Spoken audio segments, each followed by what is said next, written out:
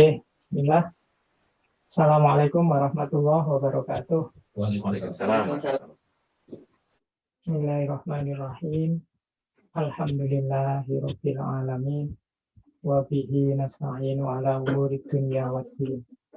Allahumma sholli wa sallim wa barik ala sayyidina wa syafi'ina sayyidina wa maulana Muhammadin wa ala alihi wa ashabihi wa man tabi'ahum bi ihsanin ila yaumil. Bismillah, Bapak Ibu, alhamdulillah malam hari ini kita bisa bersama-sama kembali untuk belajar bareng-bareng. Insya Allah ini yang ketiga kalinya kita bersama-sama. Malam hari ini saya ingin melanjutkan, mungkin bukan melanjutkan, melengkapi yang saya uraikan bulan lalu di pertemuan kita sebelumnya. Kalau bulan lalu saya banyak bicara semacam meringkas, mengantarkan ke Ihya. Malam hari ini saya sebentar mengenalkan Bapak Ibu pada Imam Ghazalinya. Insya Allah kalau Allah mengizinkan bulan depan kita awali ke Ihya-nya. Mungkin kita awali dari per bab saja, tidak harus ngaji yang Arabnya nanti. Lama, jadi setiap kita bertemu kita awali satu tema. Misalnya di Ihya itu kan ada 40 tema sebenarnya. 40 itu misalnya yang pertama ada tema ilmu, kemudian kedua ada tema akidah, ketiga ada tema toharoh, keempat sholat. Kita ikuti urutan ini saja nanti. Semoga nanti insya Allah bisa banyak manfaatnya untuk kita. Karena Imam Ghazali ini termasuk sufi yang sunni, sufi yang bisa menggabungkan antara fikih dan tasawuf, syariat dan hakikat. Oke, bismillah. Ini mungkin bagian awal saya banyak mendongeng. Setelah itu mungkin separuhnya saya ingin mengantarkan ke Ihya. Biasanya orang untuk mengkaji Ihya itu kitab pengantarnya adalah Hidayatul Hidayah. Cuma saya menyuplik sedikit dari Hidayatul Hidayah. Mungkin saya akan menyampaikan beberapa adab sama akhlaknya untuk belajar Ihya nanti di belakang setelah saya cerita memperkenalkan tentang Imam Ghazali. Baik, bismillah saya awali tentang beliau ini. Pak, saya tak share. Silakan Pak kalau mau share. Baik. Nah, ini saya ingin menunjukkan namanya saja dulu. Ini dari nama ini seperti saya bilang minggu lalu sudah lengkap ketahuan siapa beliau. Berarti nama asli beliau Muhammad, ayahnya juga Muhammad, kakeknya Muhammad, buyutnya Ahmad. Itu rentetannya namanya Muhammad, Muhammad. Abu Hamid berarti punya putra namanya Hamid. Al-Ghazali sebenarnya kalau di Indonesia pakai Z1. Aslinya harusnya pakai Z-nya 2 Ghazal. Ghazal itu nisbahnya kepada ayah beliau. Ayah beliau ini tukang tenun benang untuk dibikin baju. Itu namanya Ghazal. Ada juga yang bilang pakai Z1 juga boleh karena nisbahnya pada desanya. Desa beliau itu namanya Ghazalah. Atusi ini Tus itu semacam kabupaten di daerah Naisabur. Naisabur ini kayak provinsinya. Ya ini daerah Iran. Nah, Al-Faqih itu gelar-gelar beliau, menunjukkan kompetensi beliau. Al-Faqih, As-Sufi, As-Syafi'i berarti fikirnya Syafi'i, Al-Asy'ari berarti kalamnya Asy'ariyah. Jadi ini identitas beliau, nama beliau. Beliau ini 2 bersaudara, adiknya namanya Ahmad, beliau namanya Muhammad. Di antara keistimewaan 2 bersaudara ini menurut saya memang diawali dari ayahanda beliau. Ayahanda beliau ini bukan orang terkemuka, bukan tokoh besar. Tadi saya bilang ayahanda beliau ini hanya seorang yang suka yang tukang memintal benang untuk dijadikan baju. Jadi Bapak Ibu berarti tidak boleh pesimis.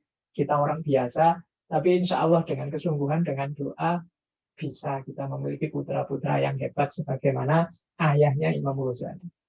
Jadi ada cerita ayahanda beliau ini gemar hadir di majelis-majelis ilmu para ulama. Nah ceritanya beliau ini kalau lihat ulama yang pinter-pinter itu terus beliau terkesan pulang terus nangis di depan Allah, mbok saya Karina itu cerah yang hebat-hebat seperti para ulama yang saya hadiri. Dan alhamdulillah doanya makbul. Dua putra beliau, dua-duanya jadi orang besar. Jadi Imam Ghazali jadi faqih, nanti putranya yang kedua Ahmad ini jadi seorang sufi sejak awal. Kalau Imam Ghazali ini sejak awal intelektual, nanti berakhirnya di sufi, berakhirnya di tasawuf. Jadi meski awalnya mereka ini dari keluarga miskin. Jadi sebelum meninggal ayahnya ini masih kecil, ayahnya meninggal dan dua putranya ini dititipkan ke seorang ustadz tetangganya. Karena beliau ini sejak muda menyimpan uang meskipun tidak banyak. Nah, uang ini diberikan ke tetangganya untuk mengasuh dua putranya ini dengan pesan tolong diajari ilmu agama biar nggak seperti saya. Nah, sang ustadz ini menyanggupi, cuma karena yang ustadz ini juga bukan orang berada, lama-lama modalnya habis untuk membesarkan dua putra ini. Akhirnya mereka berdua sudahlah, kalian saya kirim saja ke madrasah yang ada asramanya yang tidak harus bayar. Jadi perjuangannya dimulai sejak kecil memang susah. Akhirnya masuk ke madrasah. Nah, dua-duanya sama-sama tangguh belajarnya meskipun minatnya berbeda.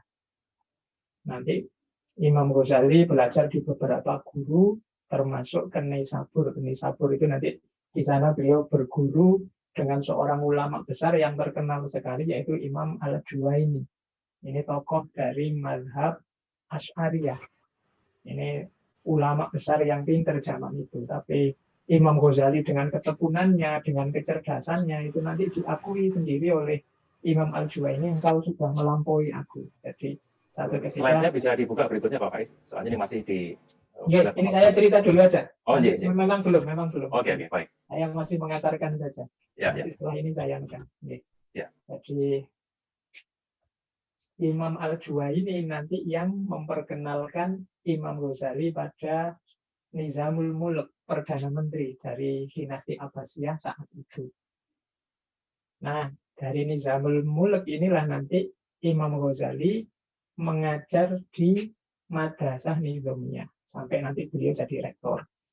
Dan ceritanya beliau ini satu ketika hadir di halakohnya Nizamul Mulk yang isinya para ulama besar saat itu, dan Imam Ghazali bisa menang diskusi, menang debat, sehingga kemudian beliau diangkat jadi wakil rektor di Madrasah Nizamiyah. Minggu lalu saya ceritakan kebesaran seorang Imam Ghazali, bagaimana sampai beliau bisa, kalau ceramah itu pengikutnya banyak sekali, luar biasa, karena memang ilmunya luas. Jadi beliau ini kalau saya catat kompetensinya, ini yang paling utama ilmu-ilmu beliau itu di 4 bidang ini.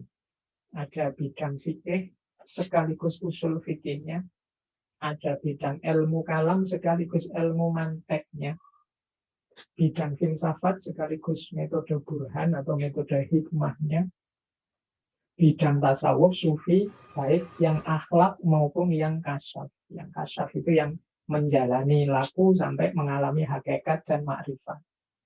Jadi beliau ini lengkap ilmunya. Jadi kajian Islam dari A sampai Z beliau menguasai.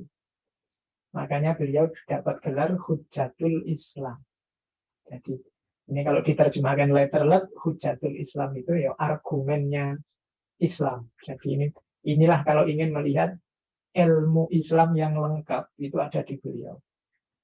Dan mungkin beliau melihat bagaimana umat Islam ini kurang bergairah belajar agamanya, makanya nanti kitab besar masterpiece beliau diberi judul Ihya Ulumuddin.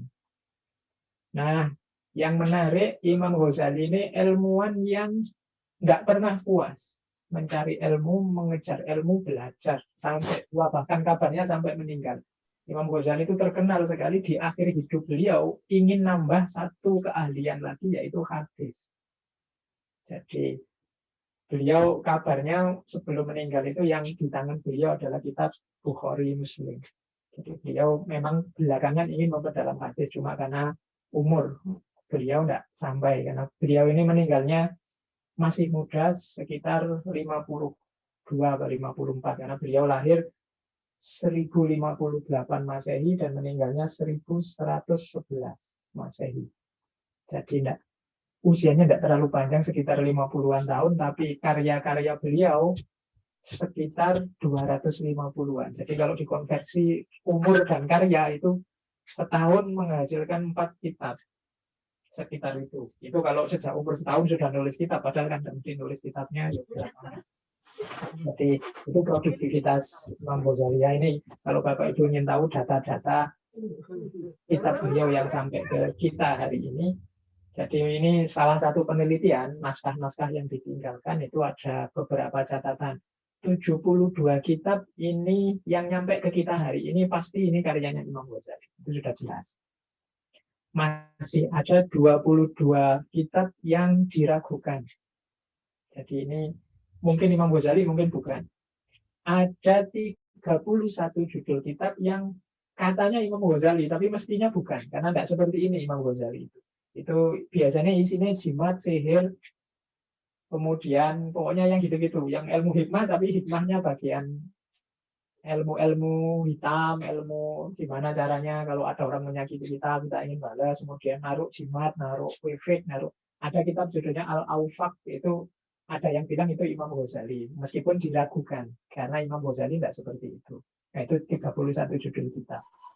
Kemudian ada 96 kitab kecil-kecil yang diambil dari kitab besarnya Imam Ghazali. Misalnya dari Ihya tentang sholat, terus dipedal Kitabus Sholat jadi satu, seperti karyanya Imam Ghazali. Kitabus Asrorus Siyam itu ada. Asrorus Siyam itu mengambil dari Ihya. Jadi motong-motong dari Ihya. Nah, masih ada 106 kitab yang ini tanpa identitas. Kemungkinan besar miliknya Imam Ghazali. Dan ada 76 manuskrip yang ini dinisbatkan kepada Imam Ghazali. Biasanya model manuskrip ini muridnya, pengagumnya, atau pengikut beliau yang menulis kemudian pakai nama Imam Ghazali. Padahal yang menulis bukan Imam Ghazali. Itu sekitar 76. Nah, ini dari jumlah-jumlah ini saja mungkin sudah terasa bagaimana kebesaran seorang Imam Ghazali. Baik, saya lanjutkan lagi. Nah, kalau di Indonesia mungkin Bapak Ibu pernah mendengar nama-nama para ulama besar ini beliau-beliau yang dalam karya-karyanya itu banyak sekali mengambil Imam Ghazali. Misalnya Sunan Bonang. Sunan Bonang itu nanti ada naskah yang judulnya Primbon Bonang, itu sebagian besar mengambil dari karyanya Imam Ghazali. Kemudian ada Syekh Abdus Somad Al-Falimbani. Ini beliau dikenal sebagai juru bicaranya Imam Ghazali. Syekh Nawawi Al-Bantani, kemudian Syekh Kuna Khalil Bangkalan, Kiai Soleh Darat Semarang. Itu beliau juga dianggap gelarnya Kiai Soleh Darat itu Imam Ghazali dari Jawa. Mungkin minggu lalu saya ceritakan di antara karomahnya Imam Ghazali waktu Kiai Soleh ini menyusun syarahnya Ihya, itu satu malam tiba-tiba datang orang, katanya muridnya, Kiai Soleh tinggi besar kayak orang Arab, bertamu ke Kiai Soleh. Dan semalaman Kiai Soleh dan tamu ini ngobrol. Entah apa yang diobrolkan. Pagi-pagi Kiai Soleh menemui muridnya, terus, kamu ngerti nggak siapa tamu saya tadi malam? Kata muridnya, saya nggak tahu, Syekh. Yang datang tadi malam itu Imam Ghazali. Beliau mau memberikan beberapa masukan untuk kitab yang saya tulis. Padahal kan jarak waktunya jauh antara Imam Ghazali sudah nggak ada waktu kitab itu ditulis. Nah, itu salah satu karomahnya Imam Ghazali. Banyak sebenarnya cerita-cerita karomahnya Imam Ghazali. Ada cerita yang terkenal sekali. Jadi misalnya begini. Satu ketika ada seorang ulama Torekot Asifliyah. Jadi ini Torekotnya Asifli. Ulama ini namanya Abu Abdullah bin Zaid. Beliau ini pengkajinya Imam Ghazali. Tapi suatu ketika beliau ini membaca kitab yang isinya mengkritisi, menyesat-nyesatkan Imam Ghazali. Nah, begitu beliau membaca kitab ini, itu cerita ini ada Bapak Ibu kalau suka, ada kitab judulnya Jami'u Karomatil Auliya. Jadi kumpulan keramatnya para wali. Nah, begitu Syekh Abu Abdullah bin Zain ini membaca kitab yang isinya memaki-maki, menjelek-jelekkan, menyesatkan Imam Ghazali, tiba-tiba mata beliau tidak bisa melihat. Setelah itu beliau bertobat, kitab itu disingkirkan, kemudian kembali mengkaji Imam Ghazali. Alhamdulillah atas kuasanya Allah dikembalikan lagi oleh Allah penglihatan beliau. Itu satu karomahnya Imam Ghazali. Di kitab Jami'u Karomatil Aulia itu juga ada kisah terkenal sekali. Karena Imam Ghazali ini banyak yang mengkritik, Imam Ghazali tidak ahli hadis, hadisnya mesti tidak jelas, hadisnya banyak yang pokoknya banyak dimaki-maki. Sejak dulu, tidak cuma sekarang. Nah, ada cerita di Jami'u Karomatil Aulia itu ada ulama besar namanya Syekhul Kabir Imam Ali bin Harzahim al-Maghribi. Maghrib itu berarti dari Maroko. Ulama ini pembencinya Imam Ghazali. Bahkan ada yang bilang satu ketika beliau mengumpulkan murid-muridnya, disuruh mengumpulkan kitab Ihya, dibakar bersama-sama di alun-alunnya kota. Nah, satu malam beliau ini mimpi bertemu Imam Ghazali, kemudian oleh Imam Ghazali diajak menghadap Rasulullah. Jadi diajak, gitu, ayo kamu tiap hari mengkritik saya, ayo sekarang kamu tak ajak ketemu Rasulullah, kita tanya. Nah, di satu masjid ketemu sama Rasulullah didampingi oleh Abu Bakar dan Umar. Ini cerita ini ada di Jami'u Karomatil Aulia. Jadi terus Imam Ghazali mengadu pada Rasulullah, Rasulullah, ulama ini setiap hari mencela saya, maki-maki saya, buku saya ini dibakar, dianggap sesat.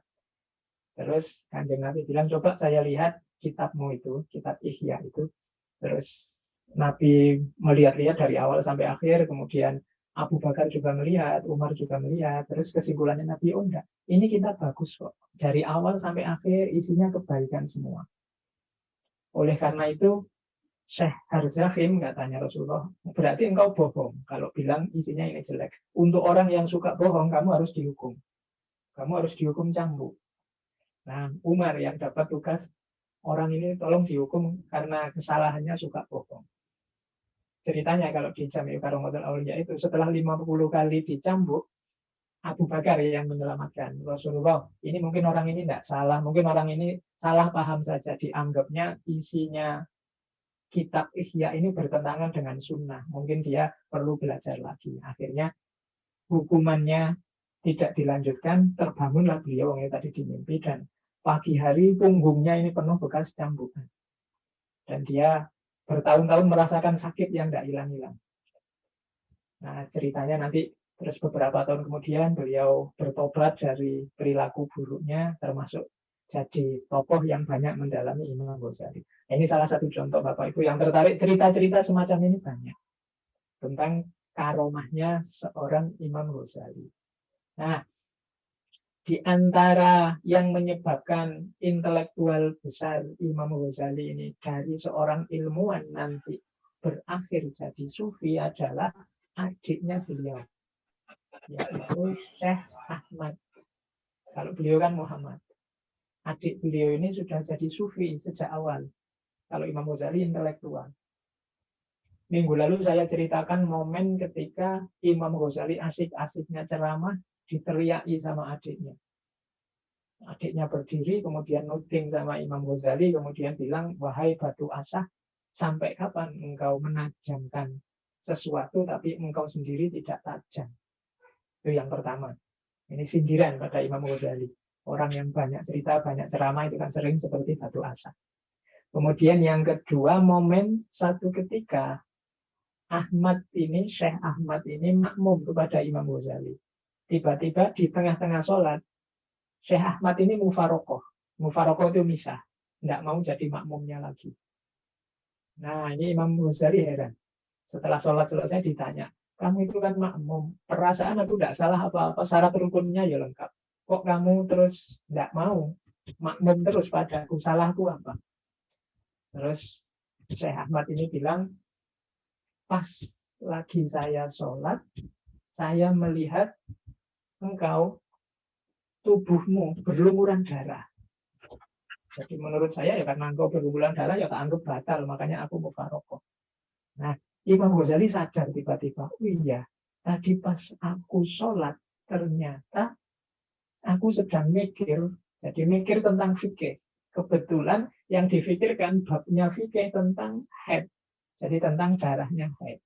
Nah, itu kalau Imam Ahmad bisa melihat dalam bentuk wah ini tubuhnya penuh darah. Nah ini Imam Ghazali terus heran, oh engkau bisa seperti itu, jalannya seperti apa? Nah dari situ kemudian muncul ketertarikan ke ranah tasawuf. Imam Ghazali mengalami kegelisahan beberapa lama sampai kemudian memutuskan uzlah.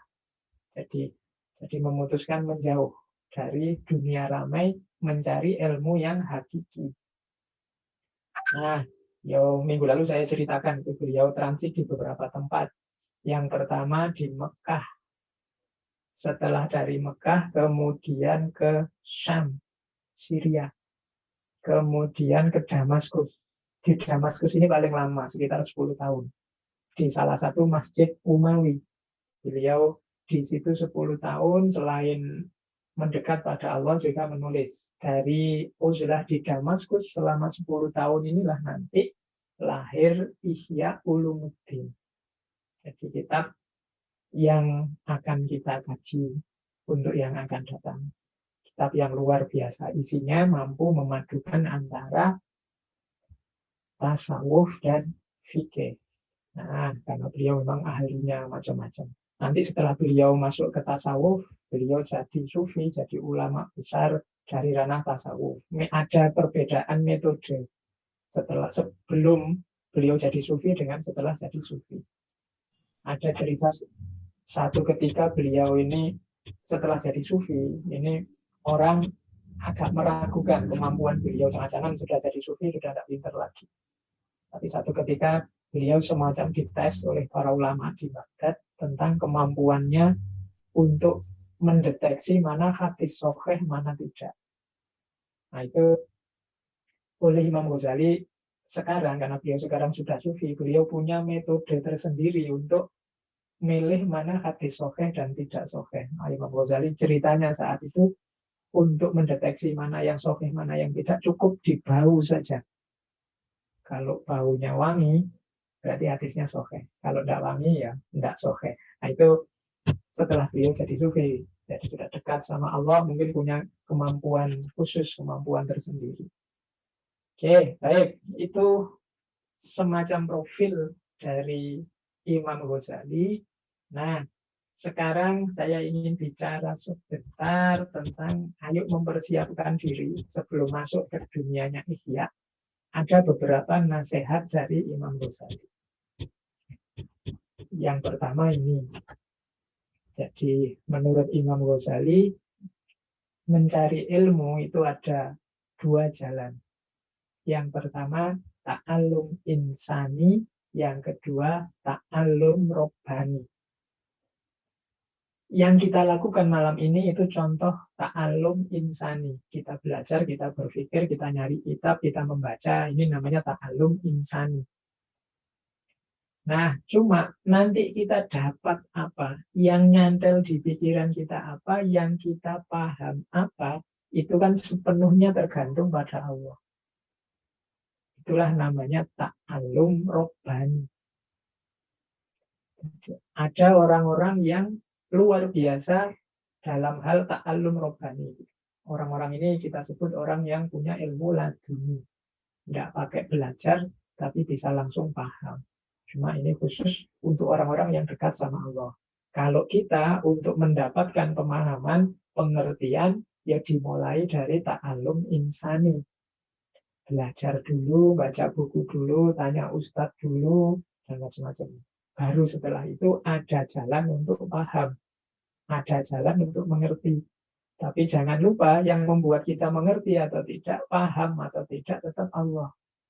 Jadi belajar itu kewajiban kita, tapi ngerti atau pinter itu anugerahnya Allah.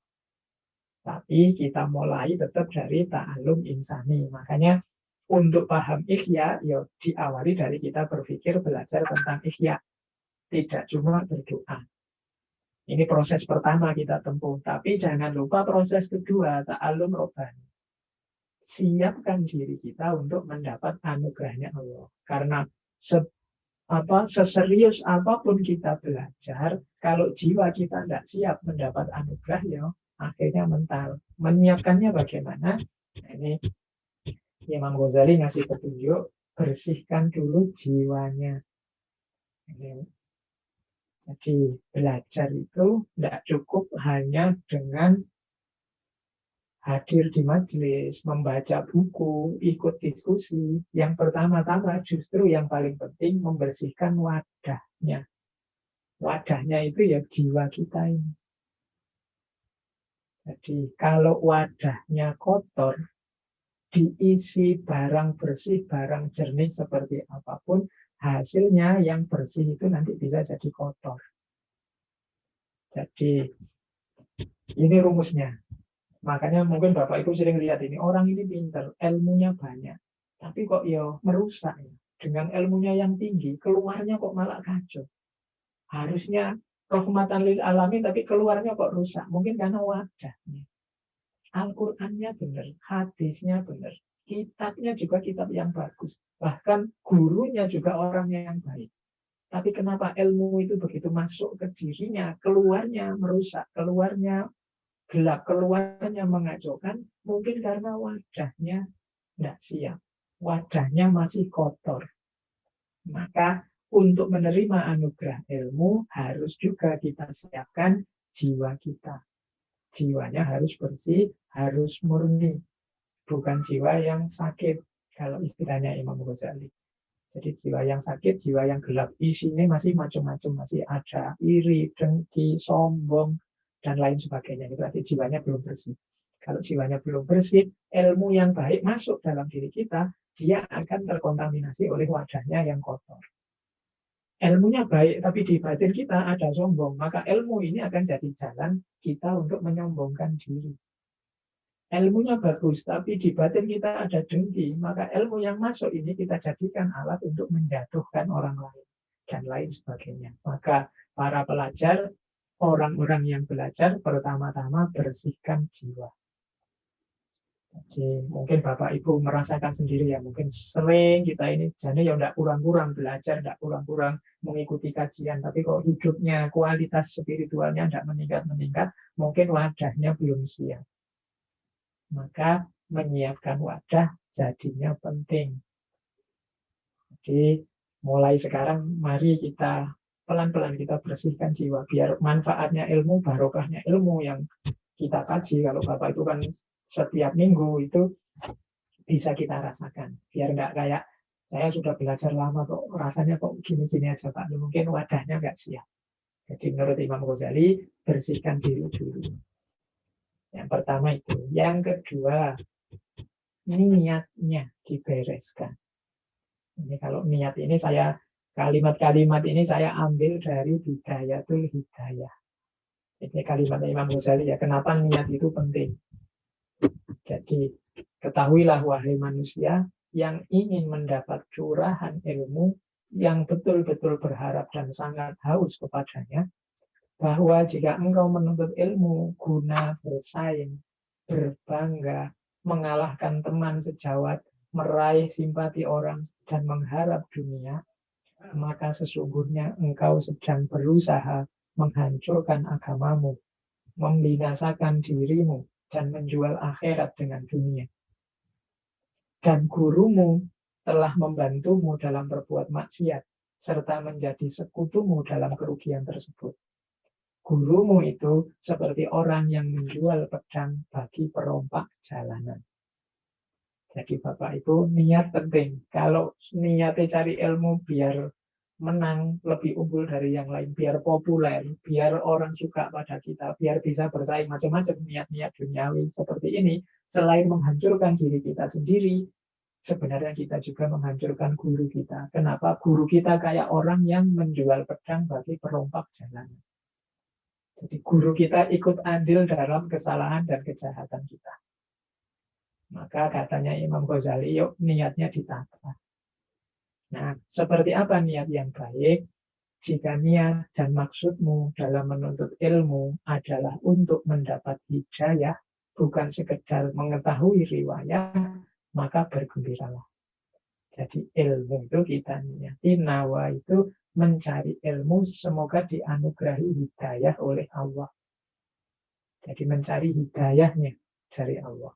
Nah, kalau niatnya mendapat hidayah dari Allah, karena saya bilang tadi, sebanyak apapun informasi, kalau Allah belum mengizinkan dia manfaat untuk kita, tidak ada gunanya ilmu. Jadi kita tunggu hidayahnya Allah biar ilmu ini manfaat. Jadi niat nyari ilmu untuk lillahi ta'ala mendapat hidayah dan keridhoannya. Kalau niatnya ini, katanya Imam Ghazali, sesungguhnya para malaikat membentangkan sayapnya untukmu saat engkau berjalan. Dan ikan-ikan di laut memintakan ampunan bagimu manakala engkau berusaha. Tapi engkau harus tahu sebelumnya bahwa hidayah merupakan buah dari ilmu pengetahuan. Oleh karena itu, di sini akan aku tunjukkan padamu permulaan dari sebuah hidayah agar engkau bisa mencoba dirimu dan menguji hatimu. Ini nanti, ini pengantarnya kitab Hidayatul Hidayah. Seperti saya bilang tadi, kita ini kuasanya berusaha.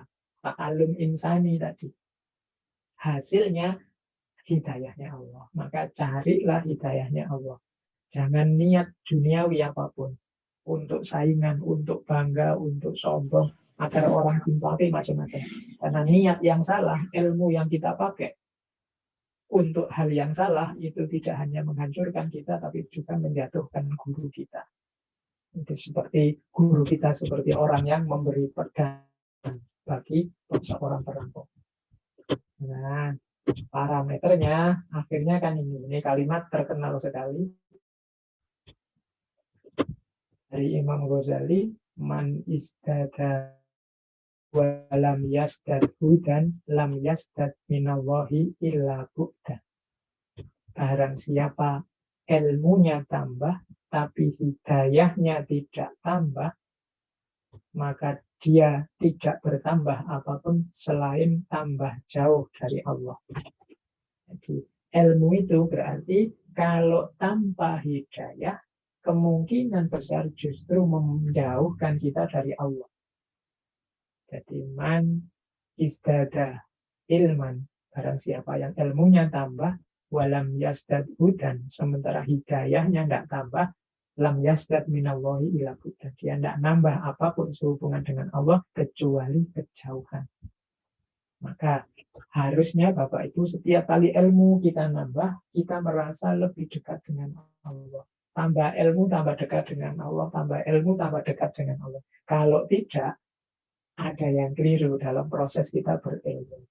Itu berarti kita yasdad ilman, tapi tidak yasdad hudan. Ilmunya tambah, tapi hidayahnya tidak tambah.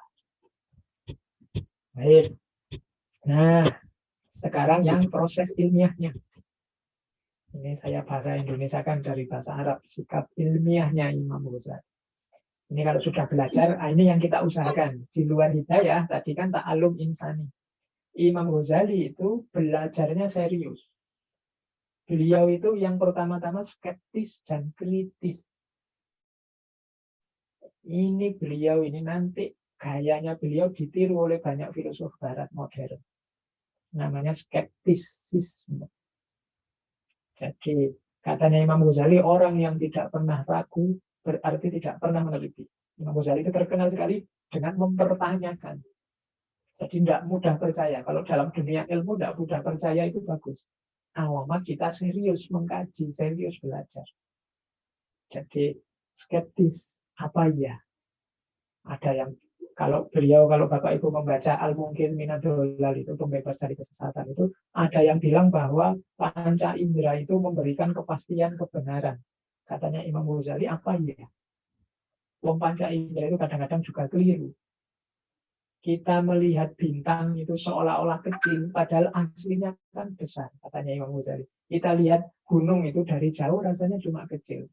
Panca indera kita keliru, padahal aslinya dia besar. Wong kita lihat pensil masuk ke gelas yang ada airnya itu kan ya rasanya kayak patah, itu panca indera, berarti bisa keliru. Kita bisa salah dengar, kita bisa salah rasa, kita bisa salah lihat, banyak salahnya. Berarti apa? Tidak memberikan kepastian. Kalau akal, Katanya Imam Ghazali, akal itu luar biasa. Akal itu bisa mengalahkan panca indera. Kayak tadi pensil masuk ke gelas, itu kan pakai mata kita menyimpulkan dia patah. Tapi kan akal bilang, oh enggak, itu hasilnya enggak patah. Itu ya cuma kelihatannya saja patah. Yang bisa seperti ini akal. Tapi akal juga terbatas. Dalam banyak hal akal terbatas. Kadang-kadang akal itu menganggap sesuatu ini benar loh, serius loh. Ternyata enggak. Imam Ghazali mencontohkan pas kita sedang mimpi. Pas kita sedang mimpi itu katanya Imam Ghazali, rasanya kan kayak beneran ini. Kita sedih ya sedih beneran. Enggak cocok ya enggak cocok beneran. Dalam mimpi. Begitu kita bangun, kita tahu, oh cuma mimpi. Padahal akal tadi sudah menerima itu sebagai kebenaran. Ternyata juga keliru. Berarti akal juga tidak pasti. Akal juga sering salah menyimpulkan, salah merumuskan. Nah itu berarti ini gaya pertama. Jadi Bapak kalau belajar ya tetap harus mau bertanya, mau kritis. Mana yang cocok, mana yang tidak cocok. Kadang-kadang ini benar, tapi untuk situasiku hari ini tidak cocok. Ini bagus sih, tapi untuk situasi hari ini tidak nyambung. Sudah. Nah itu kritis namanya. Itu gaya. Yang kedua objektif. Ada jargon sekali yang terkenal sekali dari Imam Ghazali, jangan mengetahui kebenaran lewat tokoh, tapi ketahuilah kebenaran, niscaya engkau akan tahu siapa pemilik kebenaran itu. Ini maksudnya apa? Loh, kalau orang sedang belajar, dia tidak boleh taklid. Dia harus analitis. Jangan hanya ikut saja kebenaran yang disampaikan, harus mau mendalami. Jadi tidak boleh fanatik satu tokoh, fanatik satu kelompok. Harus argumennya apa dulu. Imam Ghazali itu pernah nulis yang mengkritik filsafat. Tapi dia objektif. Ini yang saya tidak setuju.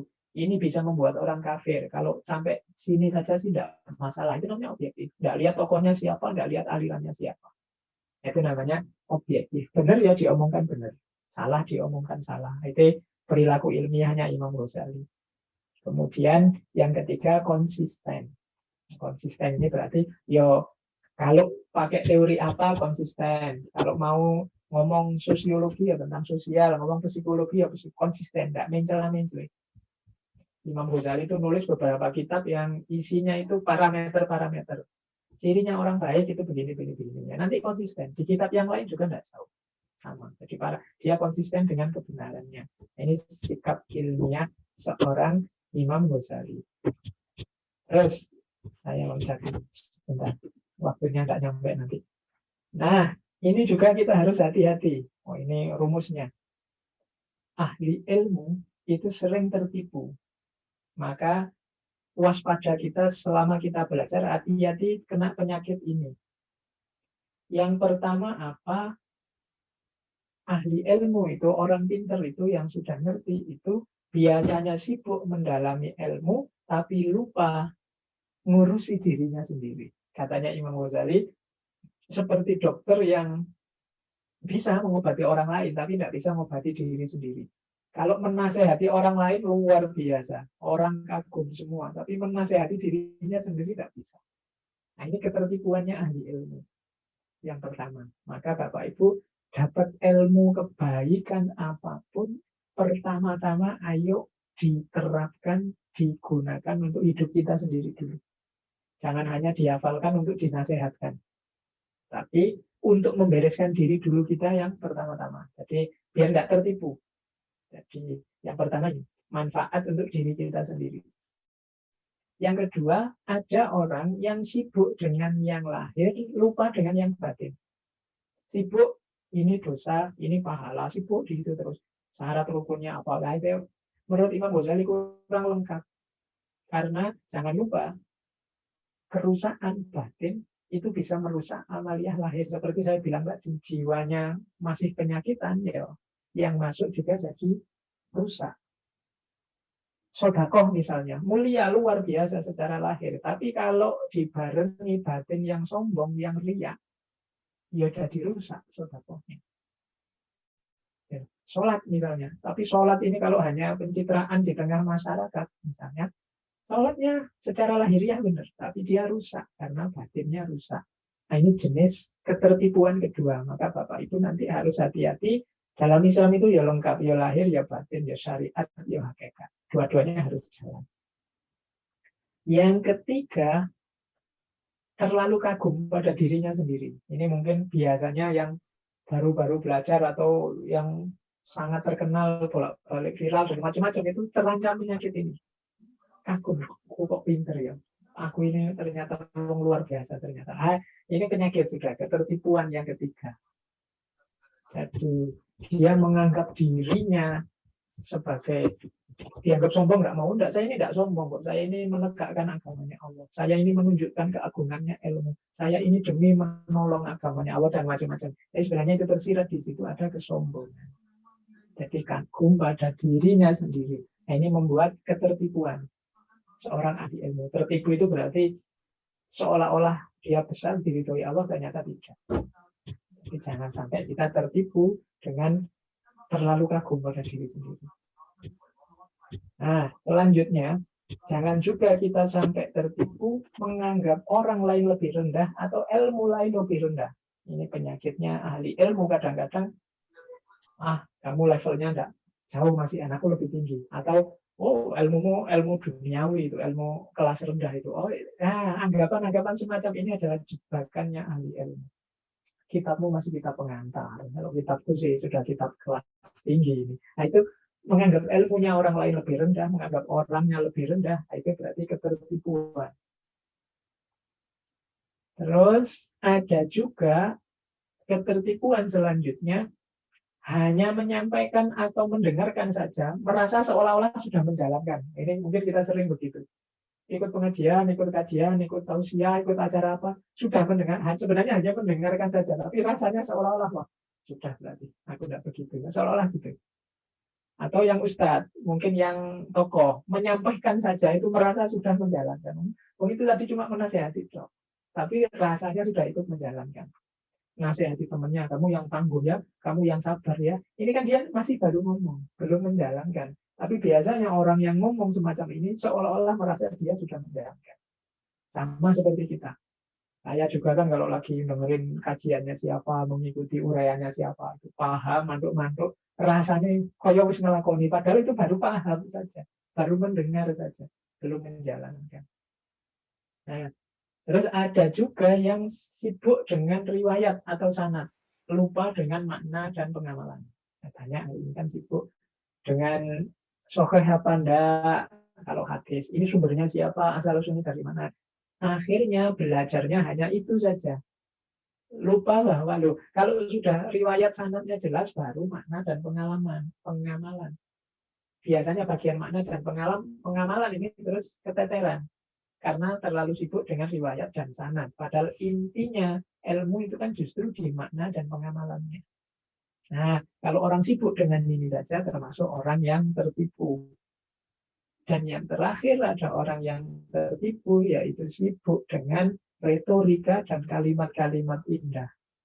Sibuk dengan kata-kata, sibuk dengan mungkin ceramah, sibuk dengan memberitahu orang lain, sibuk dengan menasihati orang lain. Lupa dengan dirinya, makna dan pengamalannya. Ini juga ketertipuan. Nanti ini untuk warning kita, peringatan bagi kita ini. Nanti kalau kita melanjutkan belajar, jangan sampai penyakit-penyakit ini datang. Oke, sudah. Dan saya tambah satu atau dua lagi. Nah, ini juga penting. Jadi ini kita ya, Bapak Ibu, awam. Pokoknya kita ini masih awam. Insya Allah termasuk saya, kita ini belum ulama. Katanya Imam Ghazali, ya yang awam, berposisilah sebagai awam. Jadi apa sih orang awam itu? Jangan masuk terlalu dalam, tunggulah yang ahlinya memberitahu. Orang awam itu yang pertama takdis. Takdis itu mensucikan Allah. Semuanya kembalikan ke Allah. Saya ini kecil, tidak mampu. Silahkan yang lebih ahli yang menjawab, itu namanya takdis. Jadi awam yang baik itu serahkan pada ahlinya. Kemudian yang kedua, al-iman wa tasdik. Iman wa tasdik itu beriman dan percaya. Kalau ahlinya sudah ngomong, kalau sudah yang tokohnya yang memang bidangnya memberitahu, ya kita percaya. Karena hari ini kan kayak di medsos itu kan banyak yang sebenarnya awam tapi gayanya kayak ahli. Itu mengacaukan. Kita jadinya bingung. Jadi kita yang awam itu levelnya al-iman wa tasdik, percaya saja pada ahlinya. Terus yang ketiga al-i'tiraf bil ajzi, mengakui kelemahan. Oh iya, saya tidak mampu, saya tidak ngerti bahasa Arab, saya tidak, diakui saja tidak apa-apa. Saya tidak bisa kalau baca sendiri tidak paham. Saya namanya mengakui kelemahan. Ini awam yang baik. Kemudian asyukut anis soal, tidak mempertanyakan. Bertanya boleh, mempertanyakan. Mempertanyakan itu menggugat. Diberitahu tapi ngeyel. Nah, itu soal. Kalau nggak ngerti bertanya wajar. Tapi kadang-kadang ada yang mempertanyakan, menggugat. Ini biasanya terus nambah masalah. Nah, dan yang terakhir, al-imsak anitasarruf fil alfat. Imsak anitasarruf fil alfat itu menahan diri untuk tidak mengolah dalil sendiri, mengolah nas sendiri. Ini kadang-kadang banyak di antara kita yang nekat. Hanya membaca terjemahan terus kita dakwahkan pada orang lain tanpa melihat mungkin tafsirnya, mungkin maksudnya ayat dan macam-macam. Itu kita harus sadar kita ini awam. Jadi al-imsak anitasarruf. Biarkan setiap orang bermain di posisinya, biar nggak kacau, biar nggak ruwet. Ini sebenarnya nasihatnya Imam Ghazali, biar kita ngerti perannya masing-masing. Ya nanti kalau sudah belajar, sudah ahli, baru menyampaikan. Sebelum yakin dengan kebenarannya, ditunggu dulu. Nah ini perilaku awam yang sadar. Jadi kita nanti belajar ya diawali dari kesadaran bahwa saya ini awam. Terakhir. Nah, ini saya terjemahannya mungkin agak kasar, kata-kata orang bodoh itu bukan orang yang tidak pinter, tapi orang yang tidak peduli. Jadi kalau orang tidak tahu atau tidak pinter bisa diberitahu, tapi ada orang yang tidak peduli, merasa pinter. Itu yang bodoh perilakunya. Kayak tadi awam tidak ngerti keawamannya, nah, itu termasuk kategori orang yang bodoh. Nah, menurut Imam Ghazali, pertama-tama untuk menghadapi orang semacam ini, tidak usah terlalu banyak terlibat dengan mereka. Karena nanti mengacaukan pikiran kita, gagasan kita. Ya termasuk di medsos, Twitter, atau Instagram, apa-apa. Kalau memang indikasinya, orang ini merusak. Orang ini tidak ngerti posisinya. Ya dihindari saja pertama-tama. Katanya Imam Ghazali itu, tidak ikut serta dengan pembicaraan mereka. Yang kedua, mengabaikan ucapan-ucapan dusta mereka. Yang ketiga, jangan diambil hati kalau mereka ngomong yang jelek, yang buruk. Yang keempat, semoga kita tidak sering bertemu atau butuh sesuatu pada mereka. Seminim mungkin kita berinteraksi dengan mereka. Karena ini rumusnya seperti tadi. Kalau ada yang bersih, nyampur dengan yang kotor, tetap yang nanti banyak mempengaruhi yang kotor. Jadi ya seminim mungkin lah kita berinteraksi dengan mereka. Kecuali nanti kalau kita sudah tidak awam lagi, kita sudah kuat, kita sudah punya wawasan yang bisa diberikan pada mereka, baru kita lakukan dua yang terakhir ini. Mengingatkan mereka secara lemah lembut. Dan memberi nasihat mereka kalau diharapkan bisa mereka terima. Tapi kalau hanya muncul konflik, hanya membuat salah paham, dianggap fitnah, ya dipending dulu nyari situasi yang pas. Ini nasihat dari Imam Ghazali. Jadi Bapak Ibu yang saya sampaikan ini persiapan mental kita sebelum nanti pelan-pelan kita masuk ke tema-tema yang ada di Ihya Ulumuddin. Jadi siapkan jiwa, kemudian bermain di posisi kita. Jangan sampai kita tertipu kena penyakit-penyakit ini. Kemudian juga tetap mental ilmuwannya yang serba ingin tahu, yang kritis, objektif kita kembangkan. Niatnya ditata, kemudian bersihkan jiwa. Bismillah, kemudian kita bisa, ayo mulai kita belajar Ihya Ulumuddin. Baik, saya kira itu sekedar pengantar. Monggo kalau ada yang mau ditanyakan, saya kembalikan lagi pada Pak Dodot. Monggo. Baik, Masya Allah. Jadi kalau saya membayangkan Imam Al-Ghazali ini, kalau di zaman dulu setahun, berapa itu kelahiran beliau? 1058 sampai 1111. Zaman dulu belum ada komputer, belum ada Google, belum ada mesin ketik, itu bahkan ya. Beliau punya karya yang begitu banyak dan sangat berkualitas. Nah, dengan umur sekitar 52. Nah, mungkin kita di sini sudah sekitar 50-an, bahkan ada yang 60, gitu mungkin bertanya-tanya kepada diri kita masing-masing. apa karya yang sudah kita buat gitu untuk umat gitu, untuk pencerahan gitu ya. Nah, rasanya mungkin kita malu terhadap Imam Al-Ghazali ini. Begitu gigihnya beliau dalam ilmu, pengembaraan ilmu, sangat rakus dalam ilmu. Kalau tidak tahu, dikejar terus sampai dapat. Beda dengan kita era zaman sekarang, bukan rakus dalam ilmu, tapi mungkin rakus dalam harta, jabatan, dan sebagainya. Innalillahi. Mudah-mudahan kita termasuk orang yang haus dan rakus terhadap ilmu. Dan menggarisbawahi tadi Pak Faiz, ada jebakan ilmu tadi, saya lihat memang banyak ketertipuan Pak kita di mata kita. Jadi seolah-olah orang tersebut melakukan untuk akhirat, tetapi sebenarnya untuk dunia. Tapi tidak jarang kita melihat bahwa ada orang seolah-olah dia melakukan buat dunia, tapi sebenarnya buat akhirat. Nah, mata kita sering tertipu. Misalnya seorang ustadz atau apapun gitu ya, yang seolah-olah berbuat baik untuk akhirat, tapi tujuannya untuk popularitas, kadang-kadang juga ada juga yang untuk mencari harta, misalnya gitu ya. Nah, itu kita tidak tahu, hanya Allah yang tahu, dan orang tersebut gitu ya. Baik, para jamaah, kami persilakan kalau ada yang mau bertanya. Begitu luas ilmu Imam Al-Ghazali, bahkan beliau memberikan cara untuk menguasai ilmu, maka harus begini. Nah, membersihkan hati itu adalah yang paling utama, dan berharap hidayah dari Allah. Karena kalau tidak ada hidayah dari Allah, maka sulit untuk akan masuk dalam batin dan pikiran kita. Silakan kalau ada yang mau bertanya. Ya, Pak Yudi, silakan.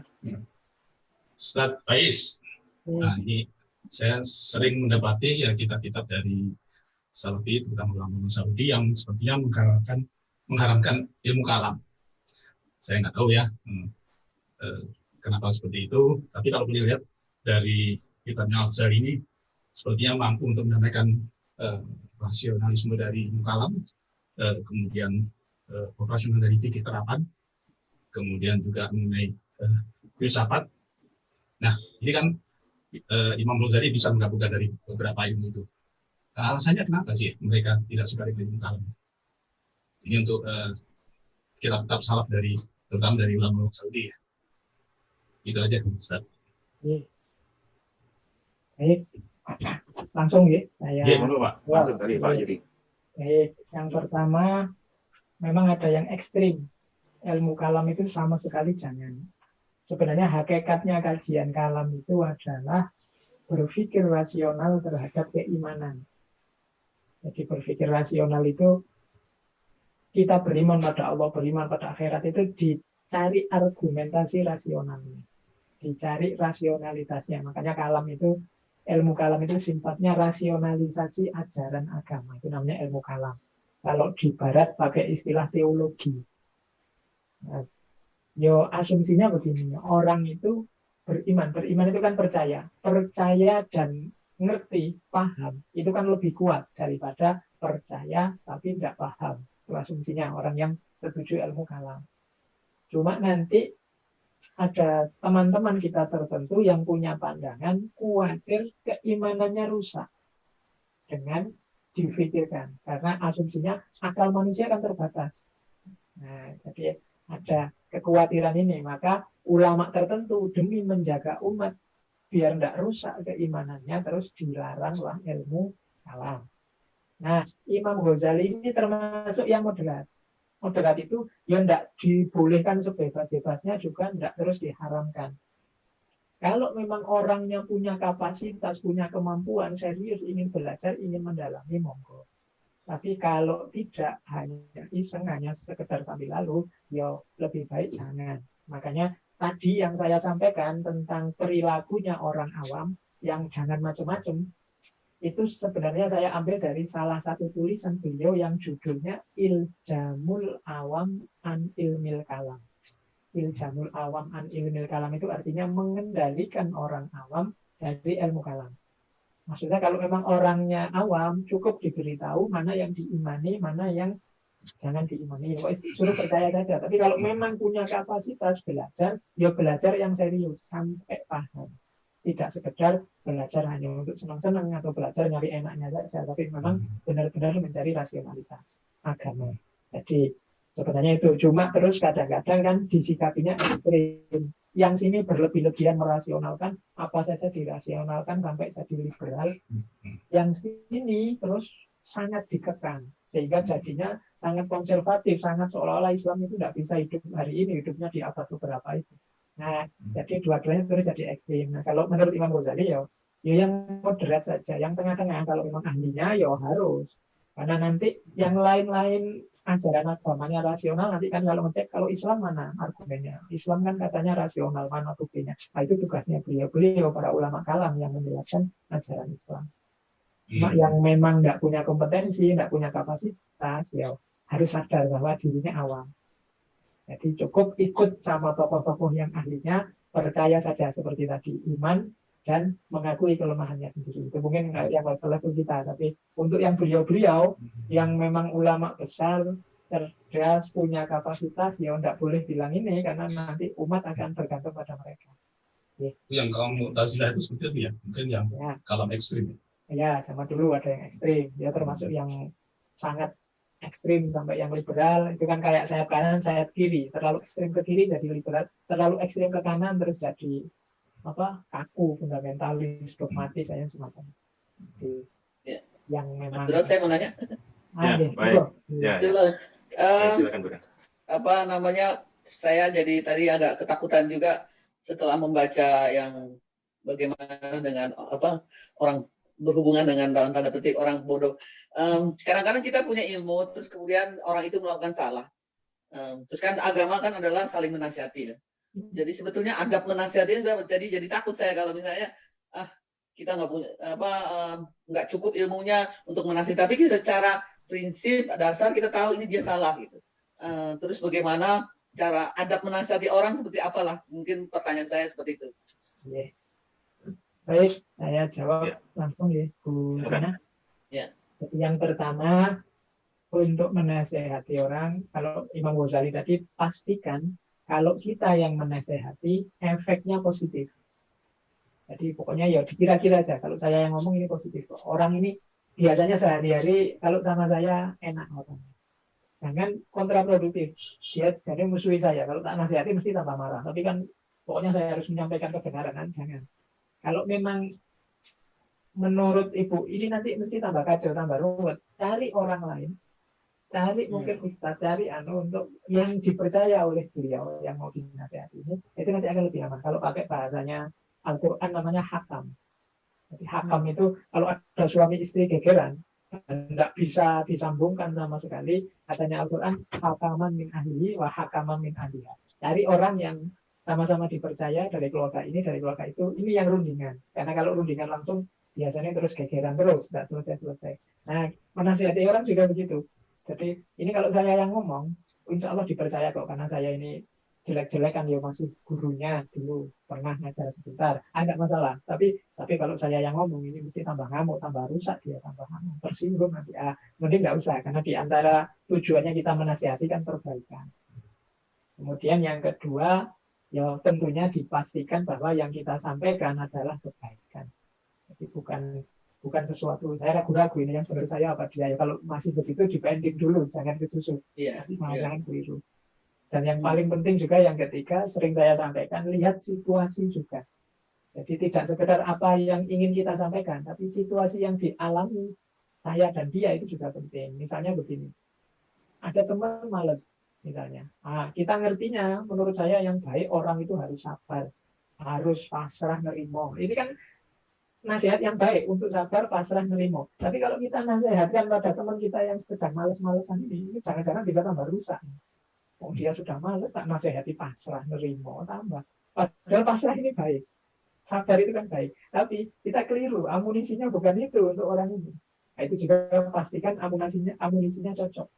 Kalau amunisinya baru, ya nanti malah kontraproduktif. Kita inginnya kebaikan, orang males disuruh pasrah, tambah males, dia nggak mau berusaha lagi. Nah, itu rumus-rumusnya antara lain. Ya.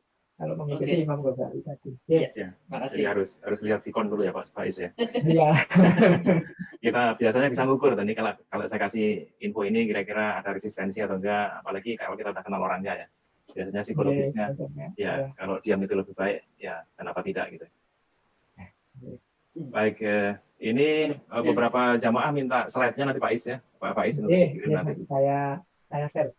Ya, alhamdulillah banyak yang bergabung ya malam ini, ada tadi sekitar 70, hari ini tidak ada kesibukan, ada yang live juga. Tapi ada yang mau tanya di chat?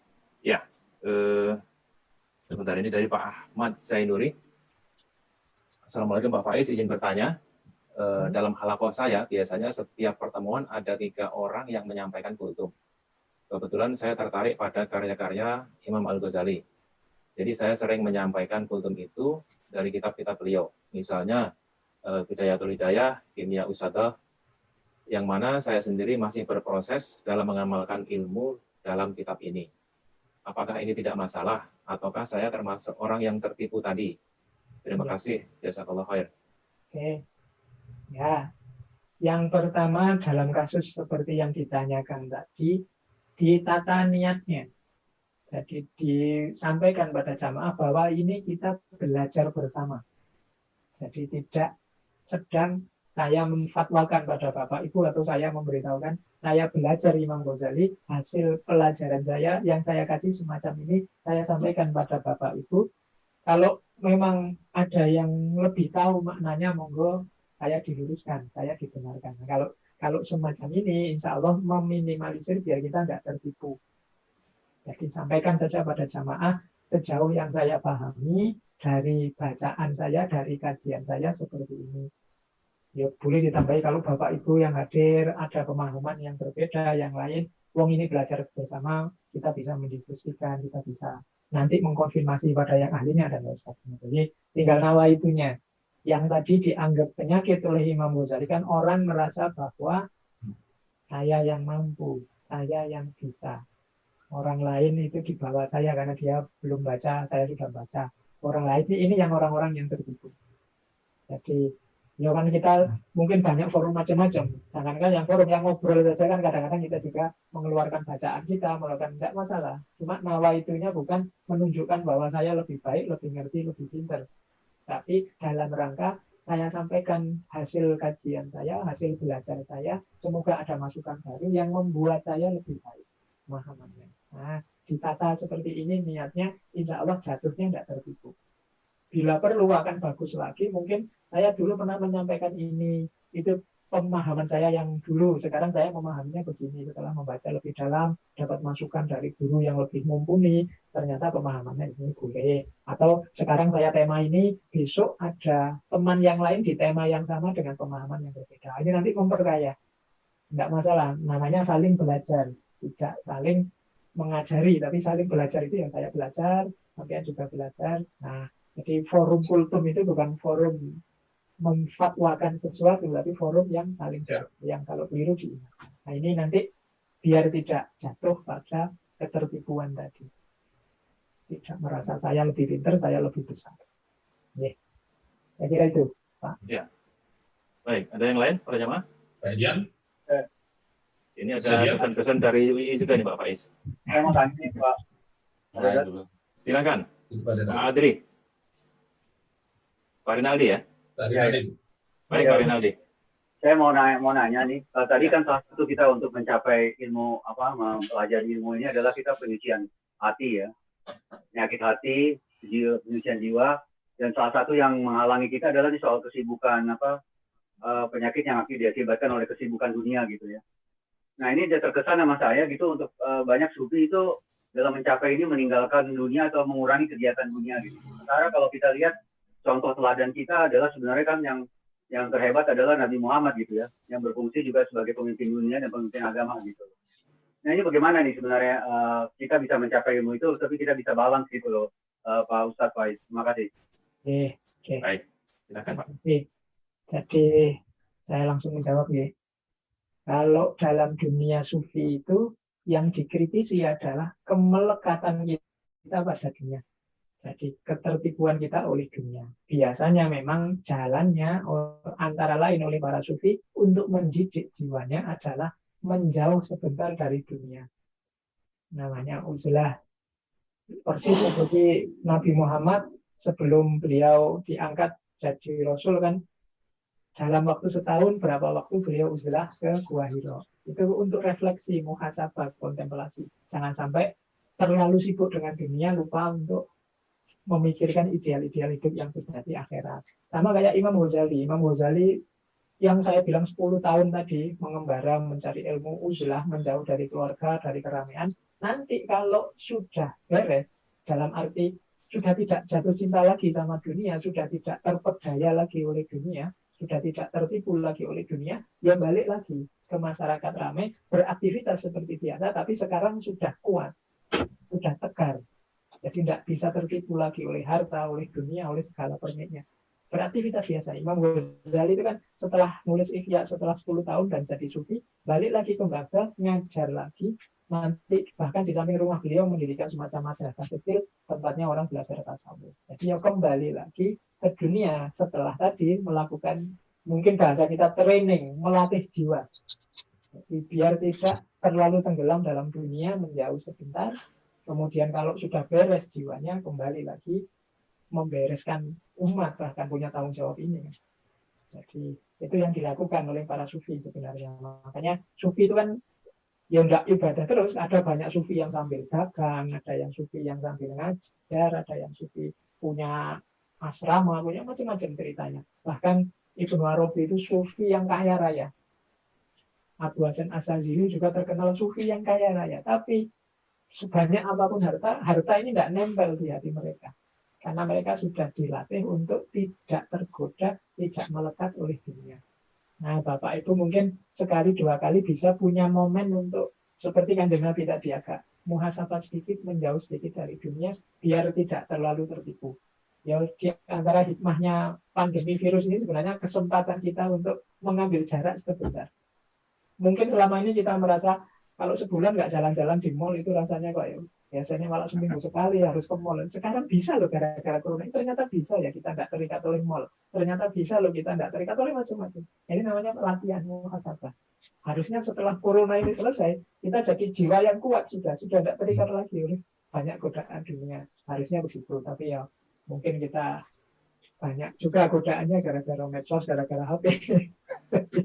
Ya, Tapi ada yang guyonan Pak Is, meskipun nggak ke mall tapi belanja online itu Pak. lah ya makanya itu kan sekarang ada HP ada itu berarti ya akhirnya latihannya nggak serius. Ya. Makanya ada kesempatan hari ini. Monggo saya kembalikan lagi. Baik, ini ada pertanyaan lewat chatting ya Pak Faisal.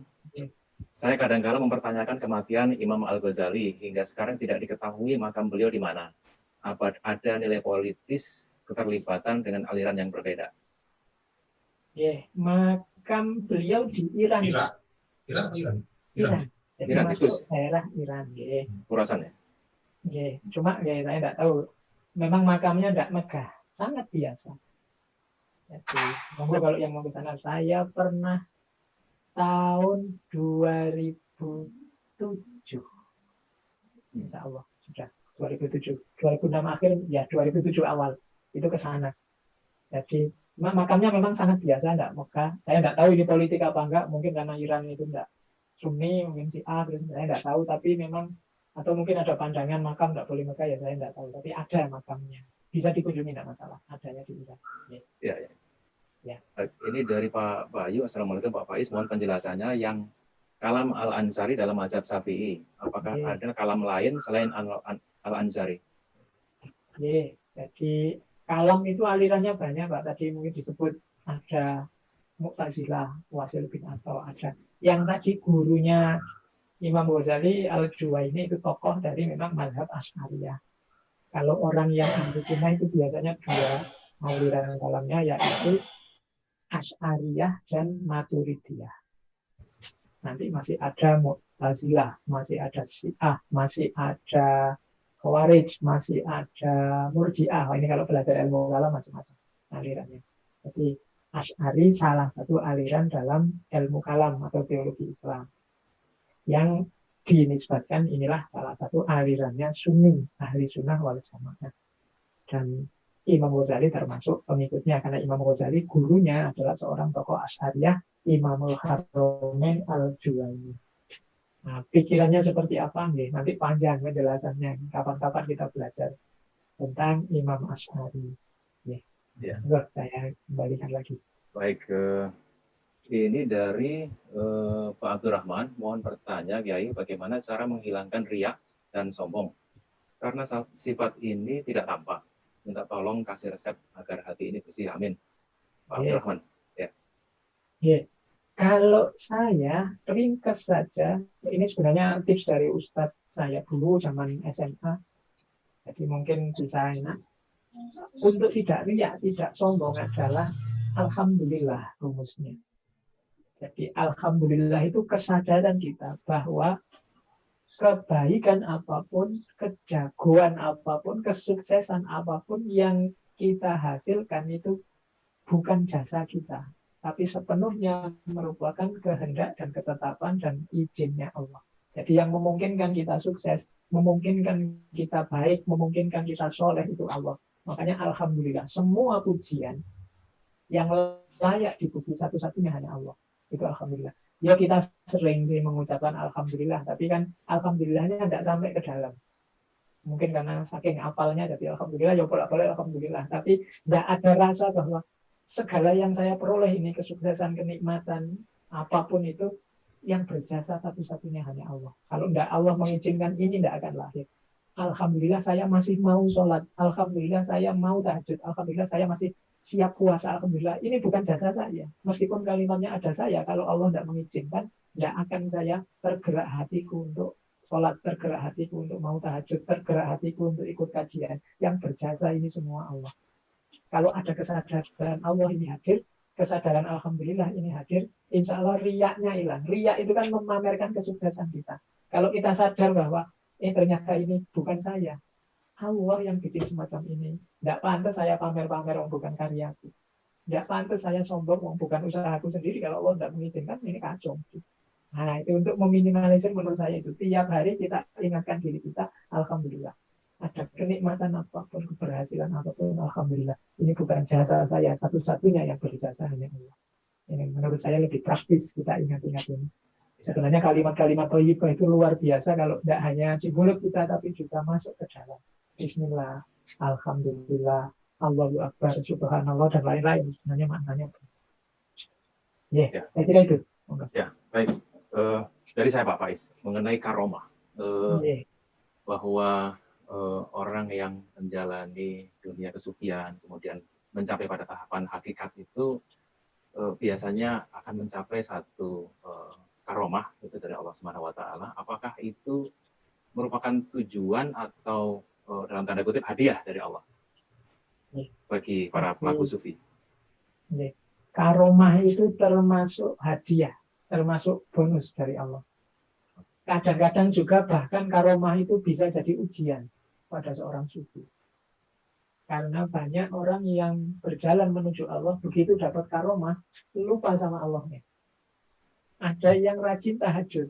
Begitu rajin tahajud, sukses usahanya luar biasa. Terus dia, wah ini volume tahajudku harus tak tambah ini, biar lebih sukses lagi. Orientasinya sekarang geser. Jadi Allahnya hilang, sekarang belok ke suksesnya usaha. Jadi ini berarti apa? Karomah ternyata bisa, kalau tidak hati-hati, kita tidak lulus ujian. Gara-gara karomah, kita keluar jalur. Padahal tadi perjalanan yang menuju Allah, begitu dapat karomah, terus tidak ke Allah lagi.